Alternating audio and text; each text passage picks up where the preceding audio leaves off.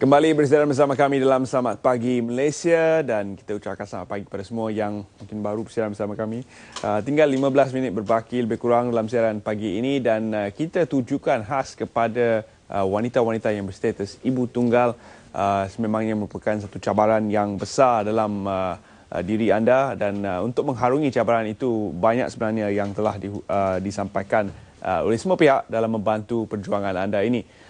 Pagi ini kita bincangkan tentang insan-insan yang berjaya cemerlang dalam setiap sektor kehidupan mereka dan anugerah khas ini yang terbuka kepada seluruh wanita di Malaysia yang berstatus ibu tunggal untuk menjadi insan yang cemerlang dalam hidup dan khususnya dalam bidang perniagaan.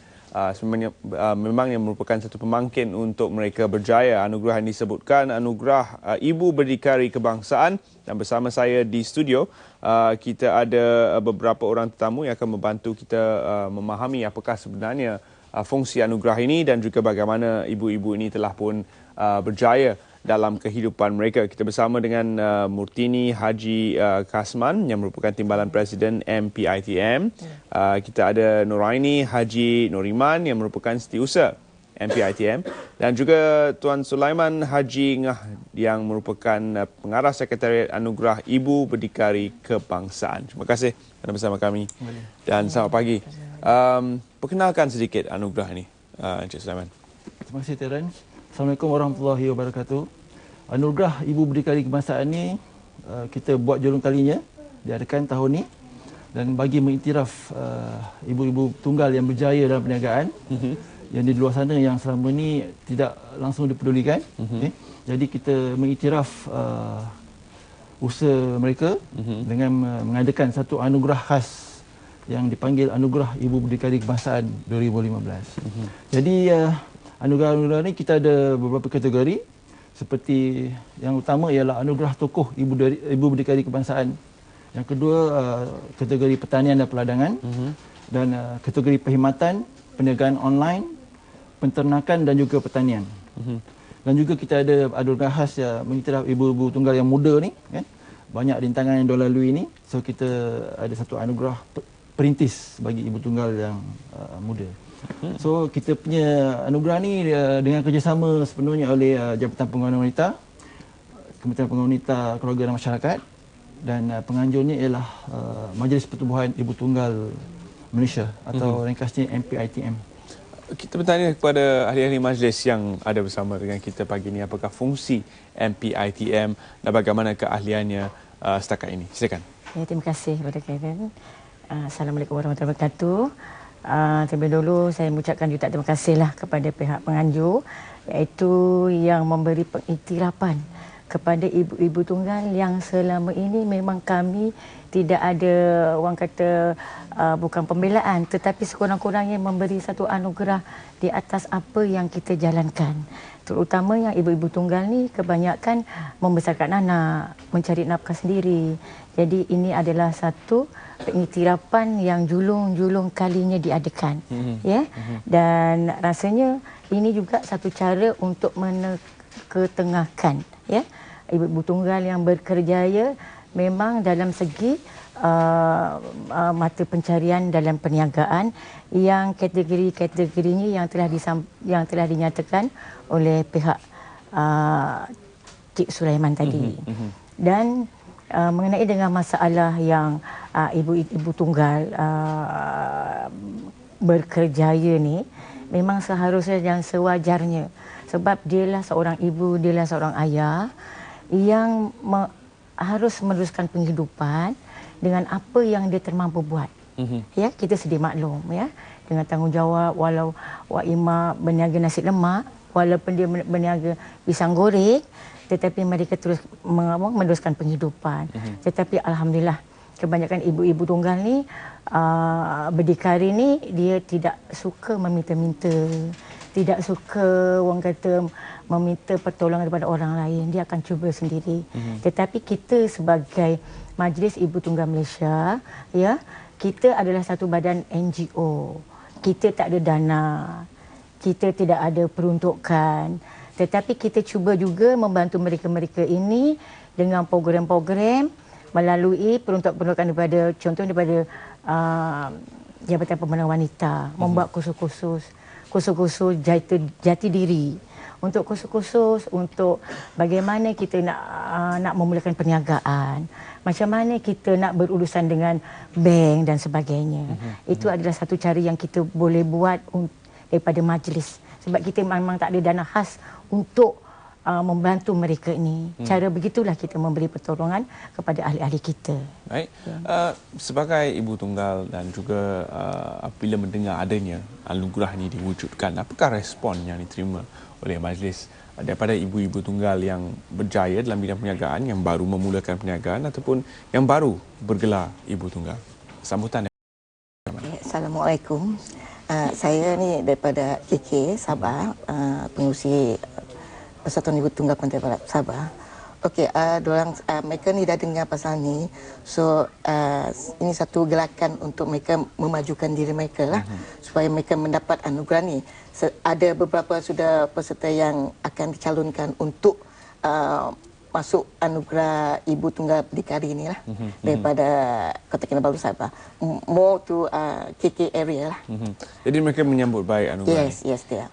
Dan kita ada beberapa rakan kita di dalam studio bersama dengan Leha untuk menyediakan masakan istimewa untuk kita pagi ini, Leha. Oh, saya memang sangat mendapat motivasi pagi ini bersama Puan Nurita Muhammad Yatim dan juga Puan Mastura Janjuri, yang mana masing-masing Puan Nurita terlibat dalam bidang pembuatan kek dan juga Puan Mastura berkemahiran menukarkan barang terpakai kepada hasil seni. Kalau boleh saya tunjukkan kepada anda pagi ini, salah satu ini boleh buat bekas simpan barangan dan semuanya dibuat atas kreativiti Puan Mastura. Kita tanyakan kepada Puan Nurita terlebih dahulu. Puan Nurita, sejak bila terlibat secara aktif dalam bidang pembuatan kek? Saya terlibat dalam pembuatan kek ni sebenarnya sudah lama. Tapi tinggal lagi sebab bila jadi ibu tunggal ni saya lebih aktif lagi lah. Dan lebih aktif dan jadikan salah satu daripada sumber pendapatan saya. Puan Nurita berjaya membesarkan 4 orang anak Puan, ya? Ya, alhamdulillah. Yang besar, yang paling sulung sekarang buat apa? Dia baru saja bernikah pada 23 hari bulan 2 dan majlis bertandangnya 7 hari bulan 2 minggu lepas. Wah, tahniah. Jadi baik. Nasihat yang paling Puan Nurita berikan kepada anak-anak apa dia? Melihat kesusahan ataupun cabaran yang Puan Nurita hadapi sendiri, apa yang sering dipesan kepada anak-anak?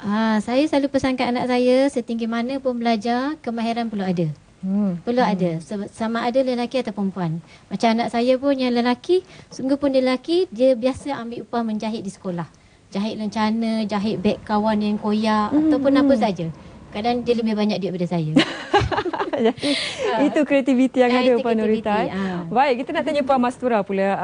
Sejak bila Puan Mastura mula memilih untuk terlibat secara aktif dalam bidang jahitan? Setahun yang lalu lah. Sebab ini adalah sebenarnya sebagai hobi. Mula-mula hobi? Ya, saya hobi. Bila hobi tu saya gunakan sebagai satu perniagaan. Di mana bila kita dah hasilkan kreativiti macam ni, kita nampak dapat permintaan daripada kawan-kawan. So bila ada permintaan, so kita buatkan tu yang ramai buat permintaan nak order daripada saya sendiri. Dari segi bekalan material ni, kita nampak ni semua ada banting yang tidak lagi dipakai. Dari mana Puan dapatkan barang-barang ni? Kebiasaannya kita akan tanya pada pihak-pihak majlis yang selalunya dia akan kutip banner-banner yang tak pakai lagi. So yang daripada situ supplier daripada majlis, ahli majlis sendirilah. Kemudian kita akan tengok juga pekedai-pekedai daripada printing dan kawan-kawan jugalah kalau ada tempahan, so dia nakkan banner dia sendiri, so kita akan buatkan juga. Jadi memang itu testament di mana ada usaha, di mana ada kemauan, di situ ada jalan. Ini nak isi barang makeup pun boleh, kalau nak travel pun senang. Puan Mastura membesarkan 3 orang anak. Ya, saya. Yang sulung berapa tahun? Yang sulung 23 tahun. 23 tahun. Ya. Apa dia buat sekarang? Sekarang menuntut di universiti. UMP Pahang dan yang kedua di UiTM dan yang ketiga tu masih lagi sekolah menengah lah. Alhamdulillah. Puan, dalam situasi menjadi ibu tunggal, ya, ada wanita yang terpaksa mengalah dan tidak boleh berbuat apa-apa kerana terlalu gusar. Tapi Puan bangkit dari cabaran tersebut. Apa nasihat yang paling selalu Puan beri pada anak-anak? Biasa saya nasihatkan mereka supaya melihat apa kesukaran yang dihadapi. So improvement perlu ada setiap anak-anak lah kan. Kemudian tunjukkan bakat masing-masing. Melihat dia sendiri dalam proses pembesaran tu, dia melihat mak dia susah, mak dia berdikari. So daripada situ dia proses pembelajaran untuk hidup sebagai manusia lah. Jadi cabaran untuk anda semua, kalau yang dalam kesusahan pun boleh jadi graduan puan ya. Jadi apa alasan bagi anda yang tidak mempunyai sebarang kesukaran terus bersama Terence untuk pelanjutan anugerah Ibu Tunggal Berdikari ini. Silakan Terence. Terima kasih Leha. Kita cuba memahami sebenarnya apa yang dihadapi oleh ibu-ibu tunggal ini. Mereka ingin mencari nafkah dan ingin memulakan perniagaan untuk berdikari. Namun sebenarnya mereka mungkin kurang pasti tentang hala tuju perniagaan itu, bagaimana untuk memulakan perniagaan dan sebagainya. Di Sabah, bagaimana pengalaman? Adakah mereka ini berdaftar dengan SSM ataupun adakah cabaran dari segi pendaftaran di situ? Okey, untuk peniaga, ibu tunggal nak berniaga di Sabah, kita mesti ada lesen daripada Dewan Bandaraya Kota Kinabalu. Lebih kenal di BKK lah. Tapi setiap daerah tu dia berlainan. So mereka ni mesti dapatkan lesen untuk berniaga. Cabaran-cabaran biasanya taklah teruk sangatlah. Dapat lesen tu cuma kita kena bayar tak pun sampai bawah daripada RM1 lah. Untuk memudahkan mereka berniaga lah. Jadi mereka kini sedar mereka perlu berbuat begitu. Jadi itu yang kita inginkan. Tentang anugerah ini, bagaimana perjalanan anugerah ini? Adakah akan terus menerima pencalonan ataupun adakah sudah ada satu tahap di mana kita ada penjurian? Bagaimana Encik Sulaiman? Kita sudah pun menghantar borang-borang ke seluruh parlimen seluruh negara, masuk Sabah, dan kita sekarang ini sudah memerlukan penjurian dan masih lagi terbuka juga kepada calon-calon yang berminat, dan syarat utamanya ialah mesti aktif dan mendaftar dengan Persatuan Ibu Tunggal di kawasan parlimen masing-masing. Yang kedua, mesti ada SSM. Yang ketiga, Ibu Tunggal warga negara Malaysia. Warga negara Malaysia. Dan terima kasih juga, idea ini sebenarnya kita dah cetuskan dan majukan kepada Ketua Pengarah JPW sebelum ni, iaitu Datuk Munirah yang telah pembesara, dan kini kesinambungannya diteruskan oleh terima kasih banyak kepada Puan Hasmawati Mak Yusof yang banyak membantu untuk menjayakan BK tahun ini. Baik, terima kasih Encik Sulaiman, terima kasih kepada puan berdua kerana sudi hadir bersama dengan kita dalam Selamat Pagi Malaysia, dan kita kini berada di dalam minit-minit berbaki sahaja dalam siaran kita. Terima kasih banyak kepada anda yang menemani kami dari awal pagi tadi. Dan sebagai peringatan kepada semua warga negara Malaysia yang kini berada dalam suasana El Nino, kita harus minum banyak air. Bukan saja untuk mereka yang keluar ataupun kerap menjalankan perniagaan di luar rumah, tapi mereka yang mungkin mempunyai kerja yang mana tahap aktivitinya itu tidak sampai tahap mana, tapi masih lagi keperluan air itu adalah penting. Tambahkan jumlah keperluan harian, kalau biasanya 8 gelas, mungkin pada tahap-tahap suhu yang tinggi ini 12 gelas sehari. Minum banyak air, pastikan kesihatan anda terjaga, dan kita akan terus bersiaran bersama dengan anda esok seperti biasa pukul 8 pagi. Sekian, mewakili penerbit kita Hartini Haris, saya Terence Das, dan juga mewakili Zaleha, kita ucapkan selamat pagi kepada anda yang baru saja bangun tidur. Apa yang anda buat sebenarnya masih lagi tidur, cepat-cepat teruskan hari anda dan semoga minggu anda produktif.